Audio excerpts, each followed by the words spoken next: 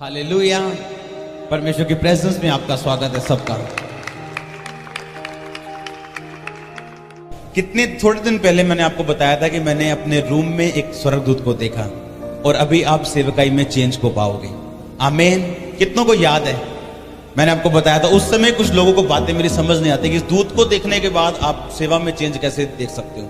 जब दूत आपके सपने में आना शुरू हो जाए और रियल तरीके के साथ आपको दिखने शुरू हो जाए, इसका मतलब ये होता है कि परमेश्वर की अगली प्लानिंग आपकी जिंदगी में पूरी होनी शुरू हो चुकी है और वो जल्दी आपको नजर आ जाएगी। आमीन। दूत का आना आप आम बात नहीं है। अगर आप दूत की बात करो, बाइबल में लिखा है जब यीशु मसीह 40 रोजे रख के जब वो प्रार्थना कर रहे थे, बाइबल में लिखा है जब प्रार्थना हो गई, रोजे खत्म हो गए, तो 40 रोजों के बाद शैतान इसलिए आया कि परमेश्वर की सारी की गई मेहनत को व्यर्थ कर दे और परमेश्वर को परखे और उसे परख में गिरा दे। आप महसूस करते हो कि 40 रोजों के बाद, अगर प्रार्थना करने के बाद, एक बड़ी परमेश्वर से सामर्थ लेने के बाद, अगर शैतान परमेश्वर को परखने के लिए आ सकता तो आप और मैं क्या हैं? वो परमेश्वर को इसलिए परखने के लिए आया कि जो मेहनत यीशु मसीह ने की है, 40 दिन रात के रोजे और उसके बाद पिता के साथ इतना 30 सालों का जो संबंध यीशु मसीह का पिता के साथ रहा है, और अब परमेश्वर इसे इस्तेमाल करने वाले हैं। एक बात को याद रखना, जब आपकी जिंदगी में प्रॉब्लम पीक लेवल पे चली जाए, हाई लेवल पे चली जाए, समझो उसका हल नजदीक आ चुके हैं। आमीन। जब आपका जो फ्रस्ट्रेशन है, जो आपकी प्रॉब्लम है, जो आपकी तंगी है, वो हम ऊपर के लेवल तक चले जाए, समझो उसका हल आपके पास आने वाला है। आमीन। अगर आप यीशु मसीह के जीवन को देखो तो परमेश्वर उस समय शैतान उनके मन में ये शैतान शक से आता है, अपने पड़ोसी को बोलो, और परमेश्वर विश्वास से आते हैं। जहां शक होगा वहां शैतान होगा। आमीन। अगर आप ध्यान से बाइबल को स्टडी करें तो आपको समझ आएगी, अगर शक आपकी जिंदगी में एंटर कर रहा है तो इसका मतलब शैतान आपकी जिंदगी में काम करने की कोशिश कर रहे हैं। अगर आप अपनी आत्मिक आंखों से नहीं, अपने शरीर की आंखों से देखें, अगर 40 दिन रात के रोजे रखने, 40 दिन रात कुछ ना खाने के बाद एक व्यक्ति जिंदा नहीं रह सकता, लेकिन यीशु मसीह जिंदा थे 40 दिन रात के रोजों के बाद भी, और लेकिन फिर भी यीशु मसीह ने आकाश से परमेश्वर की आवाज को सुना। इससे बड़ा चमत्कार मेरे को नहीं पता कि बाइबल में अगर कोई है तो। आकाश से आकाशवाणी होनी कि ये मेरा प्रिय बेटा और मैं इससे बहुत प्रसन्न हूं, जब यीशु मसीह ने बपतिस्मा लिया था। लेकिन अगर आप ध्यान से बाइबल को पढ़े, आकाशवाणी होने के बाद शैतान परमेश्वर से ये कह रहा है कि अगर तू परमेश्वर का बेटा तो इन पत्थरों को बोली रोटियां बन जाएं। तो क्या परमेश्वर को यकीन नहीं था कि वो परमेश्वर का पुत्र है या नहीं? हमें ऐसा लगता है कि जो दाऊद और एस्तर जैसे लोग थे वो आसमान से उतरे हुए लोग थे। वो भी आपकी तरह और मेरी तरह शक और विश्वास से जूझते और लड़ते हुए लोग थे। अगर यीशु मसीह को ये बात 100% फेथ था तो शैतान ने उन्हें परखने की कोशिश क्यों की कि अगर तू परमेश्वर का बेटा है तो ये पत्थरों को बोल रोटियां बन जाए। अगर तू परमेश्वर का बेटा है, शैतान ने यीशु मसीह के दिल में भी ये शक डालने की कोशिश की कि तू परमेश्वर का अगर बेटा है तो इन पत्थरों को रोटियां बना। और बाइबल में लिखा है यीशु मसीह ने शैतान को यह नहीं कहा कि शैतान, थोड़े दिन पहले आकाशवाणी हुई थी कि मैं उसका प्रिय बेटा हूं, तू मेरे साथ कैसे बहस कर सकता है। शैतान को कभी बहस के साथ हराने की कोशिश मत करो, वो आपसे जीत जाएगा। अगर आपकी जिंदगी में वचन नहीं है तो आपकी जिंदगी में कुछ भी नहीं है। वचन ना रखने वाला अपनी जिंदगी में इंसान उस घड़े की तरह है। अपनी ताकत से आप घड़ा भर तो दोगे, घड़े को सदा भरा नहीं रख सकते आप। कितनों को समझ आ रही है? अगर घड़े के नीचे शेक हो, अपनी ताकत से आप घड़ा भर तो सकते हो, लेकिन घड़े को सदा भरा रख नहीं सकते आप किसी को आशीष दिलवा तो सकते हो अपनी ताकत से, परमेश्वर से, क्योंकि आपके अंदर सामर्थ्य है, आपके अंदर वो वरदान है, आपके अंदर वो परमेश्वर ने वो जीवन जो का जल दिया हुआ है, आप किसी को भर तो सकते हो। लेकिन अगर उसके अंदर वचन नहीं है, वो खड़ा नहीं रह सकता मसीह में। हालेलुया। अगर उसके अंदर वचन है तो एक दिन वो सारा पानी, सारा जो चमत्कार है, वो नीचे टप टप टप टप खत्म हो जाएगा एक दिन, क्योंकि उसके अंदर परमेश्वर का वचन नहीं। इसीलिए परमेश्वर 3-3 दिन, 4-4 दिन यीशु मसीह लोगों को वचन सिखाते थे, परमेश्वर की आज्ञाओं को सिखाते थे। जब पहाड़ी उपदेश आप पढ़ते हैं, यीशु मसीह परमेश्वर के वचनों को लोगों को बताते थे। कितना कितना देर उनको परमेश्वर की व्यवस्था के बारे में सिखाते थे कि जो चमत्कार मैंने इनके जीवन में किया और जो मैं करने वाला हूं उसको ये संभाल सकें अपने जीवन में। आमीन। अगर वचन आपकी जिंदगी में होगा तो शैतान आपको परखने के लिए आएगा। ये सबके जीवन में है। ऐसा एक भी क्रिश्चियन, एक भी मसीही नहीं है जो यीशु मसीह में विश्वास करता है और शैतान उसे परखने के लिए नहीं आएगा। ये गलत है। और अगर आपकी जिंदगी में बाइबल का वचन संपूर्णता के साथ नहीं बसा हुआ और आप उसके वचनों को नहीं जानते तो शैतान जीतने वाला है आपसे। हो सकता है जो मेहनत आपने की उसे वो व्यर्थ कर दे, क्योंकि आपके अंदर परमेश्वर का वचन नहीं है। हालेलुया। इसलिए जरूरी है आपको परमेश्वर के वचन के बारे में ज्ञान रहना कि परमेश्वर का वचन किस बारे में चीज बोलता है। जो चीज प्रार्थना और सामर्थ के द्वारा मिले वो प्रार्थना और सामर्थ के द्वारा ही आपकी जिंदगी में बनी रह सकती है। पवित्रता के द्वारा ही आपकी जिंदगी में बनी रह सकती है। शैतान के पास हर चीज का तोड़ है, लेकिन पवित्रता का उसके पास एक भी तोड़ नहीं है। वो हर चीज का जवाब दे सकता है, लेकिन पवित्रता का आपको जवाब नहीं दे सकता। इसलिए सबसे ज्यादा शक डालने का उसका कारण क्या है कि आप परमेश्वर की व्यवस्था से हटे और कोई ना कोई पाप करें, ताकि पाप के द्वारा वो शक आपकी जिंदगी में बढ़ा और वो मृत्यु को पैदा करे और आपकी जिंदगी में जो परमेश्वर की आशीष है उसे वो व्यर्थ कर दे। कितनों को समझ आ रही मेरी बातें? अपनी बाइबल साथ लेके आओ अगर आप अब परमेश्वर में बढ़ना चाहते हो। ये वो टाइम चर्च में आ चुका है जब आपने परमेश्वर के कामों को शरेआम आप देख रहे हैं अभी। और अभी वो टाइम है जब आपने बाइबल को लेके आना है, कॉपी और पेन को लेके आना और वचन को नोट करना है और आपने पूरा ध्यान परमेश्वर के वचन पे लगाना है, ताकि जो चमत्कार आपकी जिंदगी में हो रहा है, जो आशीष आपकी जिंदगी में आ रही है, हमेशा बनी रहे और आप उस आशीष को इस्तेमाल कर सकें परमेश्वर के लिए। प्रकाशित वाक्य खोलेंगे सब जन, नए नियम में आखिरी पुस्तक, उसका 12 अध्याय, उसकी 10 आयत को पढ़ेंगे।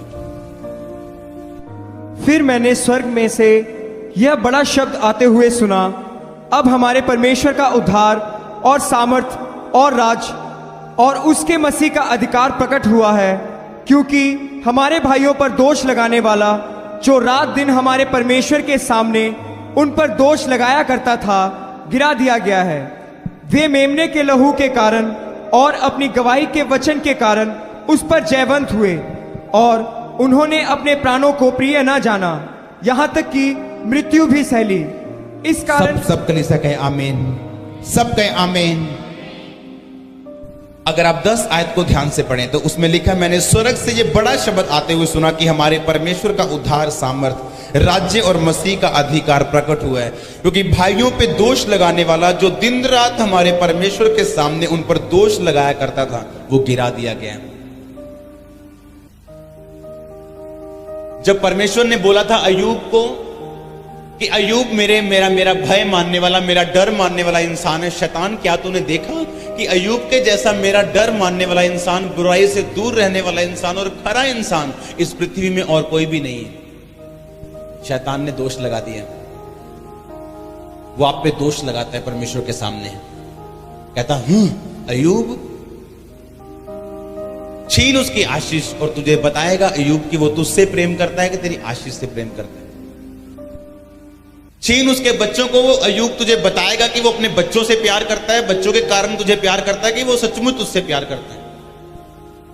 और बाइबल में लिखा, जब परमेश्वर ने शैतान को कहा जा शैतान, अब तू परख सकता है अय्यूब को, बाइबल में लिखा अय्यूब के बच्चे मर गए, अय्यूब की प्रॉपर्टी चली गई, अय्यूब को बीमारी हो गई, अय्यूब का सब कुछ चला गया। और अय्यूब अपने मुंह से ये बोलता है, जिस परमेश्वर ने दिया था उसी परमेश्वर ने वापस ले लिया, उसी का नाम धन्य हो। आमीन। अगर आपको यह नहीं पता कि आपका युद्ध किसके साथ है तो आप कभी जीत नहीं पाएंगे। बाइबल में लिखा, शैतान भाइयों पे दोष लगाने वाला हर वक्त वो परमेश्वर के सामने आप पे दोष लगाता है। आप जानते हैं, हर वक्त वो परमेश्वर के सामने खड़ा रहता है और दोष लगाता है कि ये बड़ा हालेलुया हालेलुया बोल रहा है, इसकी चंगाई को वापस ले लो। अब देखो हालेलुया हालेलुया बोलते हैं, ये बड़ी गवाहियां दे रहा है, इसको थोड़ा सा छू परमेश्वर, देख तेरे मुंह पे तेरी निंदा करेगा, देख इसकी प्रार्थना कम होती, देख इसके रोजे कम होते, देख ये चर्च में जाना बंद करता है, इसकी प्रार्थना का उत्तर ना दे तू। और बाइबल में लिखा, परमेश्वर कई बार बोलता है, शैतान जा जो तू तेरे दिल में आता तू कर ले। लेकिन अब प्रॉब्लम ये, विश्वासी कैसे जीते? अगली आयत में लिखा, वे मेमने के लहू के कारण और अपने गवाही के वचन के कारण उस पर जयवंत हुए। आप जयवंत होंगे यीशु मसीह के नाम में। लेकिन बाइबल में लिखा अपनी गवाही के वचन के कारण अपने पड़ोसी को बोलो, बोलो गवाही दे, रोज गवाही दे। जो प्रभु ने तेरे जीवन में किया उसकी रोज गवाही दे और तू जीतेगा यीशु मसीह के नाम में। आमीन। जब मेरे को आज भी याद है, जब मैंने बहुत शुरू से चंगियाई पाई थी परमेश्वर से अपने मेंटली अपसेट के दौरों की, जब भी तब मैं बिजनेस में जाता था, लोगों से, हमारा जो होलसेल का बिजनेस, दुकानदारों से पैसे इकट्ठे करने के लिए शाम को जब मैं निकलता था बुराई के लिए, तो मैं दुकानदारों को गवाही देना भूलता नहीं था। कोई भी मुझे मिल जाए मैं गवाही देना नहीं भूलता था कि परमेश्वर ने मेरी जिंदगी में क्या किया। एक बात मैं आपको बताता हूं, जितने लोगों ने बड़ा चमत्कार लिया है परमेश्वर, संडे या कभी भी इस मिनिस्ट्री में लगातार जो बड़े चमत्कार को ग्रहण कर रहे हैं, अगर आप रोज अपनी गवाही दें, आपका चमत्कार कभी भी मरेगा नहीं। अगर आप रोज अपने चमत्कार जो परमेश्वर ने आपकी जिंदगी में किया है, अगर आप रोज उसकी गवाही देना शुरू कर देंगे तो शैतान आपकी जिंदगी से हमेशा शर्मिंदा रहेगा। मुझे परमेश्वर के वचन से बताया गया था कि भाइयों पे दोष लगाने वाला शैतान, वो हमेशा ये दोष लगाता है आपके जीवन पे कि परमेश्वर, ये लोग तुझसे प्यार नहीं करते, ये तेरी आशीष से प्यार करते हैं। ये तेरे पास नहीं आए, ये चंगे होने के लिए आए। ये तेरे पास नहीं आए, ये बरकत लेने के लिए आए। अगर तू उसे बरकत नहीं देगा, ये तेरे पास नहीं आएगा। परमेश्वर का जवाब उन लोगों के लिए नहीं जो जल्दी में है। परमेश्वर का जवाब उन लोगों के लिए नहीं जो जल्दी में है। जब मुझे इस बात की समझ आई थी तो मैंने रोज परमेश्वर के नाम में अपनी गवाही को देना शुरू किया। रोज रोज रोज, एक भी दिन ऐसा मुझे याद नहीं कि जब मैंने किसी को अपनी गवाही नहीं दी हो। एक भी दिन मुझे ऐसा याद नहीं जब मैंने किसी से यीशु मसीह के बारे में बात ना की हो कि परमेश्वर ने मेरी जिंदगी में क्या काम किया।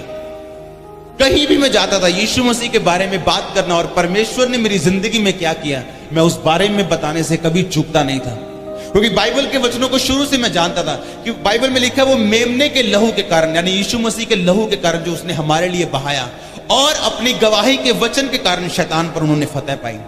अगर आप दाऊद को ध्यान से देखो, अगर आप किसी के भी जीवन को ध्यान से देखो, वो कभी भी एक झटके में राजे नहीं बने। यीशु मसीह के जीवन को देखो, एकदम से यीशु मसीह ने मुर्दों को जिंदा करना शुरू नहीं कर दिया। अगर आप प्रेरितों के काम में उस चेलों के जीवन को देखो तो एकदम से बड़े काम उनकी मिनिस्ट्री में होने शुरू नहीं हुए। उन्होंने हर बात की गवाही दी जो परमेश्वर ने छोटे काम किए, और एक दिन आया जब लंगड़े भी चले, जब अंधों ने भी देखा, और बड़े काम उनकी सेवकाई उनकी जिंदगी में परमेश्वर ने किए। आमीन। अगर आप ध्यान से बाइबल को पढ़ें, जब दाऊद गोलियत के सामने गया था तो उसने अपनी गवाही दी। जब दाऊद उसके सामने शाऊल राजा के सामने गया तो उसने अपनी गवाही दी। जब दाऊद शाऊल के सामने गया, शाऊल को किसने बताया, राजा कोई लड़का है बाहर, यंग सा लड़का, वो कहता है कि उस फलिस्ती उस गोलियत को मैं मार दूंगा।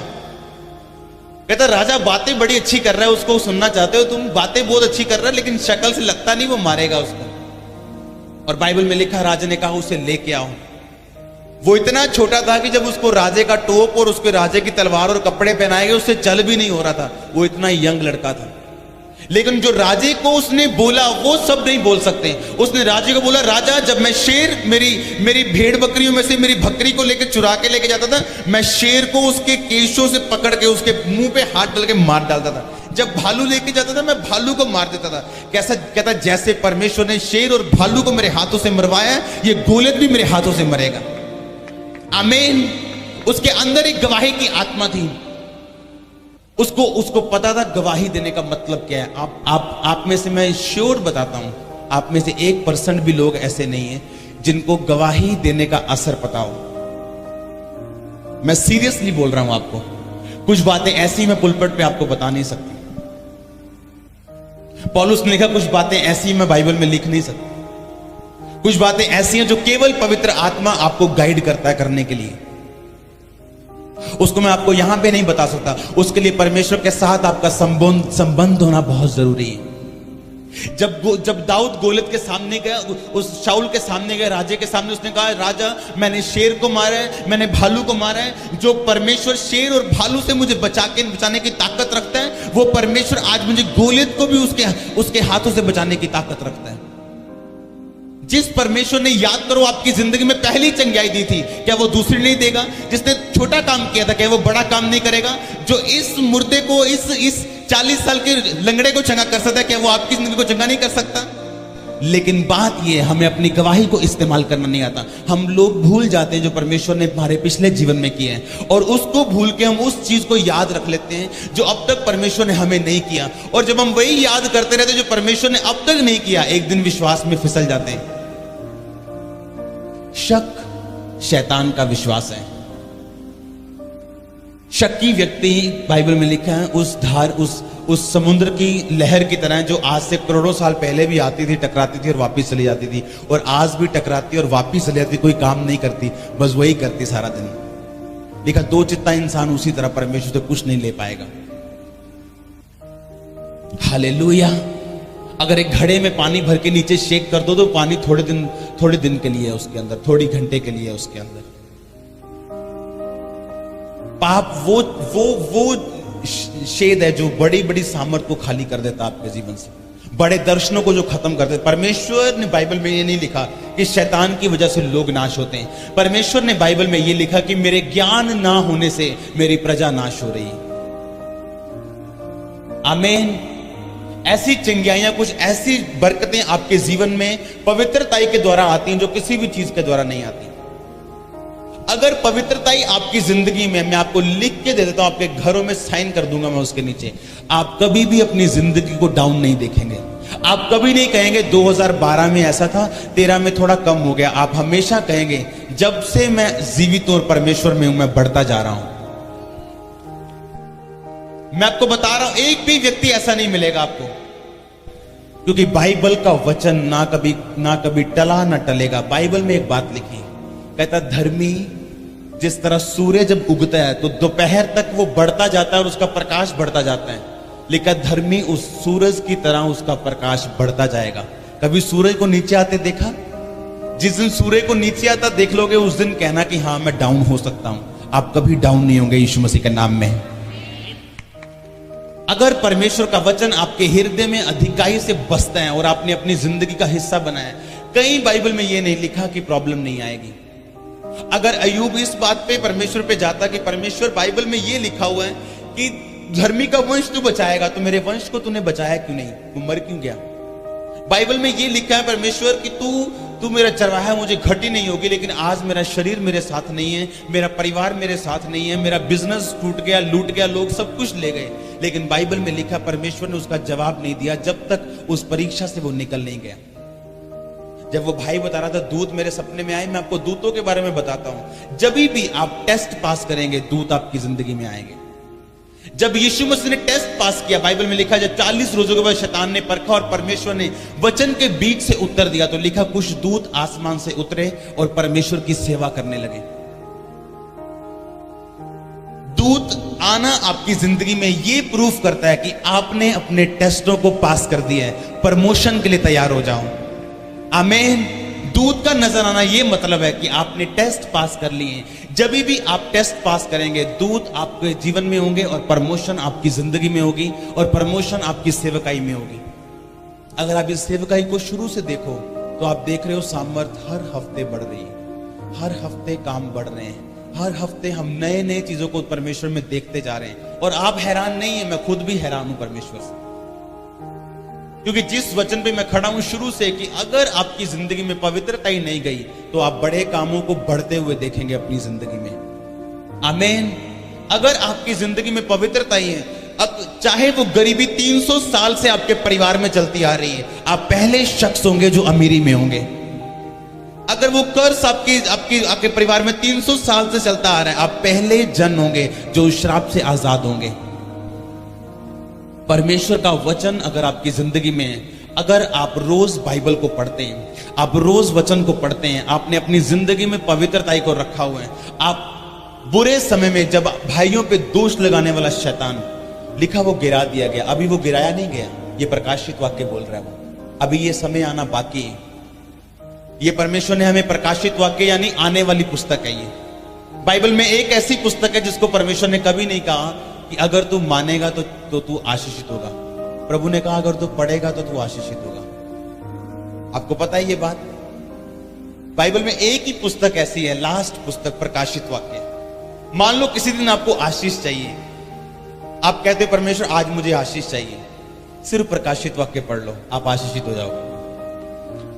उसमें लिखा कि धन्य वो जो इस पुस्तक को पढ़ते हैं, इस भविष्यवाणी की बातों को सुनते हैं। आशीष लेना आसान है, लेकिन हमें पता नहीं मिलती कैसे। अगर किसी दिन आपको आशीष चाहिए, समझो आज रात को आपको आशीष चाहिए, आप इस पुस्तक को पढ़ लो, आप आशीषित हो जाओगे।